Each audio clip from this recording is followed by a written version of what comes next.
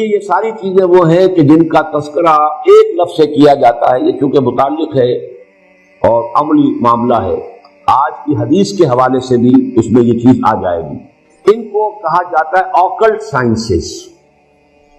ایک سائنسز ہیں جو بالکل واضح ہیں، فزکس ہے، کیمسٹری ہے، جیولوجی ہے، فلاں ہے، بایولوجی ہے، ایک کھلم کھلا صاف حواس خمسہ کے ذریعے سے ان کا علم حاصل کیا گیا ہے۔ پھر یہ کہ انٹلیکٹ کے ذریعے سے، پاور آف ریزننگ کے ذریعے سے انفرنس ہوتا ہے، نتیجہ نکالا جاتا ہے، پھر ایکسپیریمنٹیشن کے ذریعے سے پھر اس کی ویریفیکیشن ہوتی ہے۔ یہ علم ہے، یہ سائنس ایک آکلٹ سائنس ہے، یہ ہاتھ کی پامسٹری ہے، آکلٹ سائنس شمار ہوتی ہے، یہ سائنس نہیں ہے۔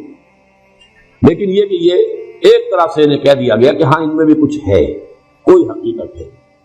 اسی طرح نجوم، ستارہ شناسی ہے، آپ پیدا کب ہوئے تھے، وہ جو ہے سائنس آف نمبر وغیرہ وغیرہ، ان سب کو ایک لفظ میں جمع کر لیجئے آکلٹ سائنسز۔ دوسری بات یہ جان لیجئے ان میں کچھ نہ کچھ حقیقت ہے، اس لیے کہ اس کائنات کی جو تخلیق ہے جو اللہ نے کی ہے، یہ چیزیں آپس میں بڑی مربوط ہیں۔ آخر کوئی وجہ ہے کہ میرے انگوٹھے کا نشان کچھ اور ہے، آپ کا کچھ اور ہے، تو ایک نہیں، اور پھر یہ بھی بدل بھی جاتے ہیں۔ کیریکٹر کی ٹرانسفارمیشن اگر ہوتی ہے ذرا تو یہ ہاتھ یہ لکیریں بدلتی ہیں، تو یہ کوئی انڈیکس ہے۔ لیکن ان چیزوں کی طرف توجہ کرنے سے محمد الرسول اللہ صلی اللہ علیہ وسلم نے روک، میرے لیے اور آپ کے لیے عملی اعتبار سے حضور کا فرمان۔ اب دیکھیے، جیسے میں اب آخری مثال دے دوں، سحر حق ہے، جادو ہو سکتا ہے، جادو ہے، حقیقت ہے جادو، لیکن جادو کرنا جائز نہیں ہے۔ ایک چیز کا ہونا اور شے ہے، اس کا جائز ہونا اور شے ہے۔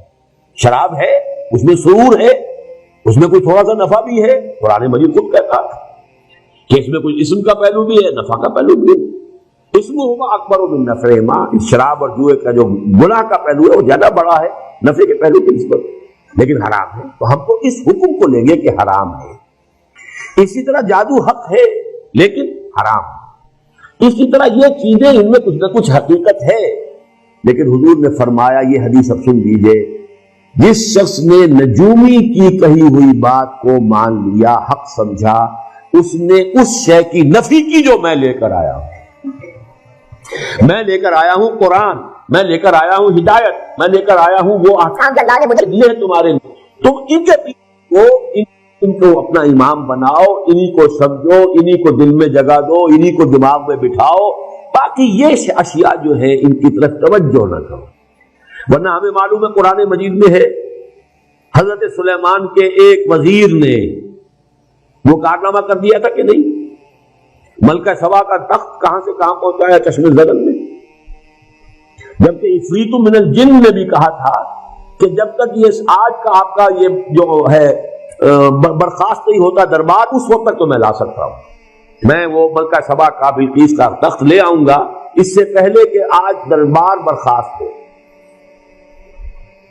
لیکن جو ایک صاحب کتاب کا علم کو تھا، کوئی علم، اب کون سا علم تھا وہ علم قرآن کا حدیث کا تو نہیں، کوئی اور علم تھا، لیکن اس نے کیا کیا، من قبل ان یرتد الیک، اس سے پہلے کہ آپ کی نگاہ جو ہے واپس آئے، میں لا دیتا ہوں، اور سامنے موجود تھا وہ۔ لیکن کیا یہ علم حضور نے ہمیں سکھایا؟ کیا صحابہ کو سکھایا؟ کیا ابو بکر کو یہ معجزے سکھائے؟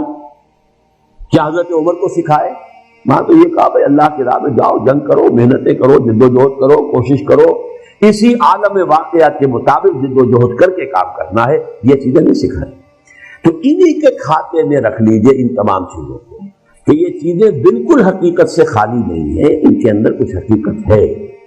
اور آج میں نے ابھی چونکہ اس موضوع پر ایک مذاکرہ حال ہی میں ہوا تھا گورنمنٹ کالج لاہور میں، اس میں بہت بڑے جو ہمارے ہاں کے پامسٹ ہیں مسٹر ایم اے ملک، وہ بھی آئے ہوئے تھے، ان سے زندگی میں پہلی ملاقات وہاں ہوئی، اور اشفاق صاحب بھی تھے، اشفاق احمد تلقین شاہ صاحب، وہاں گفتگو ہوئی۔ تو میں نے کہا کہ آج کی دنیا میں تو یہ شے ہمیں اتنی معلوم ہے، جینز کے اندر سب کچھ لکھا ہوا ہے، تو اگر ہاتھ کے انگوٹھے میں لکھا ہوا تو کون سی بڑی بات ہے، یہ تو بہت بڑی شے ہے۔ ہر سیل کے اندر جو اس کے اندر جو نیوکلیس کے اندر جینز ہیں، اس میں ہر شے ہوتی ہے۔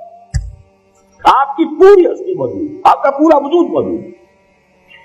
تو بہت ہی چھوٹی سی شے میں ہے، یہ انگوٹھا ہو یا ہاتھ کا یہ پورا، یہ تو بہت کچھ ہو سکتا ہے، لیکن ہمیں محمد رسول اللہ نے ان چیزوں کی طرف ترغیب نہیں دلائی۔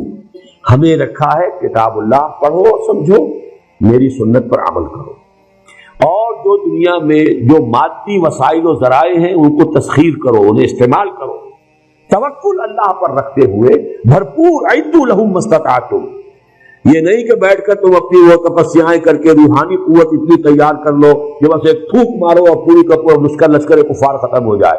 That was not the way of محمد صلی اللہ علیہ وسلم، ورنہ وہ پھونک مارنے کی طاقت سب سے بڑھ کر تو حضور میں ہونی چاہیے تھی، لیکن نہیں، آپ کے بھی دندان مبارک شہید ہوئے ہیں، آپ کے بھی انتہائی محبوب چچا، خالہ زاد بھائی چچا اور دودھ شریک بھائی اور ساتھ میں کھیلے ہوئے ہمجولی اسد اللہ و اسد رسول ہی وہ شہید ہوئے ہیں، اور ان کی لاش آپ کی نگاہوں کے سامنے آئی۔ تو ہمیں وہ راستہ اختیار کرنا ہے، ما انا علیہ و اصحابی۔ باقی ان چیزوں کے بارے میں نفی مطلق کرنے کی ہمیں کوئی ضرورت نہیں۔